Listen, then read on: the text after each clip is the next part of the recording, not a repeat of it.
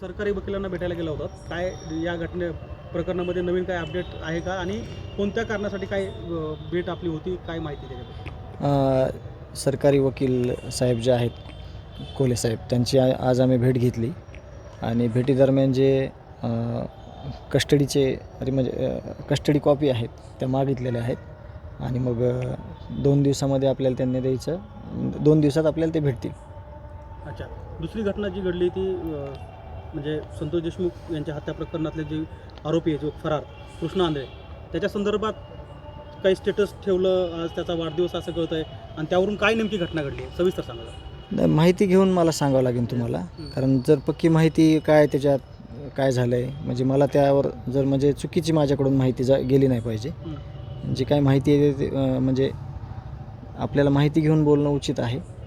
जास्त त्याच्यात आपल्याला डीपमध्ये माहिती नाही काय झालं ते, म्हणजे वाढदिवस कुणाचा होता, काय प्रकरण घडलं त्या संदर्भात आपल्याला सांगता नाही येणार व्यवस्थित. बरं, आम्ही 2 महिन्यापासून बघतोय खरं तर की अगदी तर नेमकं काय होतं हे आरोपी आणि स्टेटस व्हॉट्सअप किंवा एकूण सोशल मीडियाचा वापर या संदर्भात काय होतं असं वाटतं? हा सगळा ट्रेंड आहे. हा ट्रेंडमधून हे करतायत. ह्यांना अजून त्यांच्या कुठल्याच जे वागणूक कशी करायची असते, नीतिमूल्य काय आहेत ह्याच्याविषयी कुठंच कोणी म्हणजे जाण करून दिलेलं नाही आहे. हे सगळं अज्ञानात होतं आहे, हुल्लडपणात होतं आहे. हे नीट व्यवस्थित काही विचार करून करत नाहीत आणि 100% तुम्हाला सांगतो याच्यात आपण तर काहीच करू शकत नाहीत, पण जे प्रशासन आहे, प्रशासनाचं काम आहे, त्या प्रशासनानं ह्याच्यावर गंभीररित्या पाऊल उचलले देखील आहेत, परंतु अजून काही त्याला जास्तीच्या उपाययोजना करता येतात का यावर त्यांनी लक्ष घातलं पाहिजे आणि त्या उपाययोजना केल्या पाहिजेत. आज आपली संदीप क्षीरसागर क्लासेसचे पवार साहेब आहेत, पवार सर, तर आम्ही त्यांच्याकडं वैभवीचं जे आता परीक्षा वगैरे आलेली आहे त्या संदर्भात भेटायला गेलतो. तिथं भैया पण होते. तर आम्ही पुढील काय नियोजन करता येते परीक्षाचं किंवा पुढच्या क्लासेसचं त्या संदर्भात पवार सरांना आम्ही बोललोत आणि थोडी चर्चा झाली याचीच आपल्या वैभवीच्या एज्युकेशनबद्दल आणि तेवढी चर्चा करून आम्ही परत आलो. आज एक हाताळलं आणि तुम्ही आमच्यासोबत राहिलात म्हणून हे प्रकरण इथपर्यंत जाऊ शकलं असा विश्वाससुद्धा व्यक्त केला. नाही, ज्याप्रमाणे आपण मुख्यमंत्री साहेबांची भेट घेतली होती आणि तिथं जे आश्वासन दिले होते तेच पुनरुद्गार त्यांनी या आजच्या कार्यक्रमात केलेत आणि आम्ही त्याच्यावरच विश्वस्त आहोत. त्यांचे शब्द जे आहेत की एकाही आरोपीला सोडलं जाणार नाही, जे आरोपीचे पाळमुळं आहेत, जी संघटित गुन्हेगारी आहे यांना उखडून टाकल्याशिवाय हे सरकार, हे प्रशासन थांबणार नाही आणि या आरोपींमधला शेवटचा आरोपी जोपर्यंत फासावर लटकत नाही हे त्यांचे शब्द आहेत मुख्यमंत्री साहेबांचे आणि आम्ही त्याच्यावर विश्वस्त आहोत. आज देखील त्याच पद्धतीनं ते व्यक्त झालेले आहेत. माझा शेवटचा प्रश्न की तुम्ही समाधानी आहात का?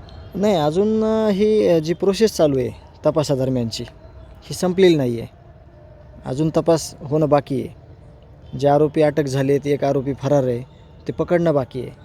ज्यावेळेस सगळं हे तपास संपूर्ण होईल त्यावेळेस आपल्याला खऱ्या अर्थानं कळणार आहे की कुठल्या दिशेनं काय झालेलं आहे, कुठं एखादा कच्चा दुवा राहिला तर नाही किंवा तपासामध्ये काय अडचणी आहेत किंवा कुठली गोष्ट, जसं की मोबाईल हरवलेला आहे, एक हरवलेला आहे का ठेवला आहे का कुठं पडला आहे माहीत नाही, पण आम्ही विनंती केलेली आहे CID ऑफिसला देखील की तो मोबाईल जिथं कुठं आहे तो शोधण्याचा तुम्ही प्रयत्न करावा, कारण त्यामध्ये बरेच पुरावे असण्याची शक्यता नाही तर असणारच आहेत आणि अशी आम्ही त्यांना विनंती केलेली आहे. तुमच्या कुटुंबातील व्यक्ती असतील किंवा तुम्ही असताल, तुमचा पोलिसांनी वगैरे जॉब वगैरे नोंदवला आहे का?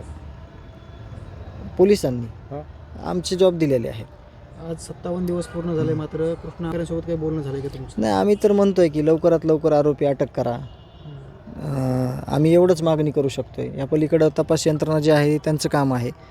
आत्ता देखील तुमच्या माध्यमातून आपण म्हणू शकतो की लवकरात लवकर त्याला अटक करा, जेणेकरून यांना सगळ्यांना जे ह्यांनी हत्या केलेली आहे त्या हत्येची शिक्षा झाली पाहिजे, ह्यांना फाशी झाली पाहिजे, अशी आमची पहिल्या दिवसापासून मागणी. आत्ता पण तेच बोलतो आम्ही. थँक्यू.